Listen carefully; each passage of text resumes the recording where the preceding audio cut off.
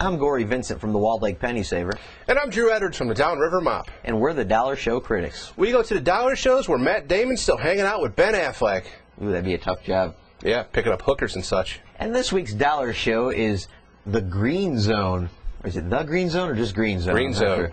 Green Zone. So I probably should know these things. I'm a critic, damn it. Starring Matt Damon and directed by Paul Greengrass. There's a lot of green going on in this green grass. Yeah, but the movie wasn't very green. More like a light brown. This is the guy who made the Bourne Ultimatum and the Bourne Supremacy and Matt Damon. So the whole time you're thinking, this isn't a Bourne movie? Yeah, it could have been the Bourne Iraq. Matt Damon actually stars as a chief warrant officer in the U.S. Army whose job it is to go to sites where they're suspected of having WMDs in Iraq and, finding them and confiscating them. The only problem is they're going to these sites and they're not finding anything, Zilch. And as we all know, they really never did find any WMDs. But yeah, spoiler alert. So Matt Damon, he gets kind of upset, as Matt Damon will do in these kind of situations. I think he got that from Affleck. So, he starts questioning his superiors. Where's our intelligence coming from? It's coming from some dude named Magellan, and nobody knows who this guy is. But, Greg Kinnear plays kind of the head of the CIA, not the CIA, I'd say a Pentagon official. Yeah, he was kind of douchey. And as Matt Damon goes off to try to find out who Magellan is and why they're, all these sources are coming up empty and unlocking, why we really went to war and all this. I mean, sure, there's some excitement to be had, but nothing too memorable, I gotta say. I mean, certainly not even as much as the other two Bourne movies. It wasn't a bad movie, but I was kind of disappointed overall. What do you think, Drew? Yeah, I didn't care for this movie too much, but the thing you forgot to mention in your review of this was that Matt Damon and his crew find this book from the, what was that, the Jack of Spades in the card? Jack of Clubs, yeah. Jack of Clubs, right. Yeah. And of course, everybody wants this book because it says where all the WMDs are supposed to be. And he gets kind of a little, a local snitch on his side. Matt Damon, a guy with a wooden leg.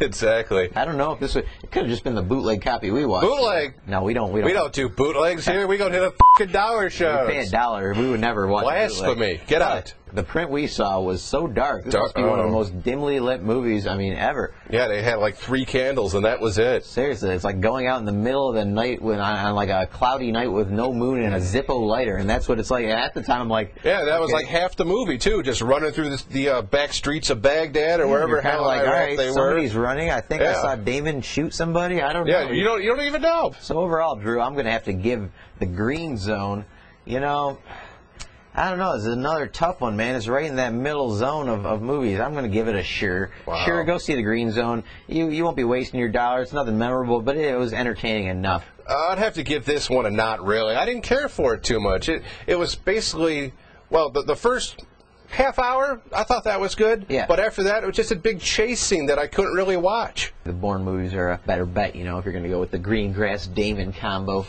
So that's one not really and one sure. Generous, sure.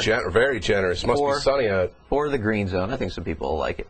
But for a better action thriller, for this week's I'll Rent That for $1, I'm going to have to go with 1982's Rambo: First Blood, starring, you-know-who, Sylvester Stallone. Yo, Adrian! Cut me, Mick. Did your first blood, not me. And this movie starts off when Sylvester Stallone is a decorated Vietnam vet, and he comes home, and after he comes home, he's pretty much a drifter, drifts into one town and out, and you know how a drifter works. And while he's in one of these towns, he gets picked up for vagrancy, which is kind of strange because I don't think anybody gets picked up for that anymore. And by the way, Brian Dennehy is the sheriff in this, and he played a pretty good role in this, I believe. He's one big, burly guy. Yeah, and then they put Rambo in jail, or John Rambo as he's called. And as they're trying to shave him, he kind of has a little flashback because they're using a straight-edge razor on him, which is... Yeah, it's a little dicey. Well, you wouldn't let him put on shaving cream, to be fair. Yeah, but you don't need one with an electric. That's true. But still, he has a little flashback, and he overpowers all the cops there and runs off into the woods, where he pretty much holds up and waits for the cops to come to him, which they do, and then the Army gets into it, and then his old Army colonel comes into it. Richard Crenna. Played by Richard Crenna, in case you were wondering. Classic. And if you're looking for an action thriller movie, I'd say definitely go with this, and don't go with The Green Zone. Go with Rambo. First Blood. This is the class. It started a lot of the 80s action cliches, like sewing up your own wounds and, like fashioning, weapons and killing and the animals. Headband and the knife with the knife the matches. With the matches and the compass. Everybody had one of those. Seriously, but this is just a good, this is a good movie. Stallone actually gives a decent performance in this movie. Oh, I'd say we give him above decent. Come on. But yeah, the authentic locations here, they're really in the woods. This is not, there's no phony looking sets. No, here. no, this is all the action looks genuine. all old school stuff. No CGI in this movie. You can't go wrong on this one, Drew. You're right. First Blood. I mean, go out and rent it. And we'll be back next week with another movie and another DVD pick. Until then, we're the Dollar Show critics. And we'll see you. Yeah, you know, the sequel to First Blood, Rambo, was actually good. That part 2, I thought it was good, but anything after that After that, it started to go downhill. started.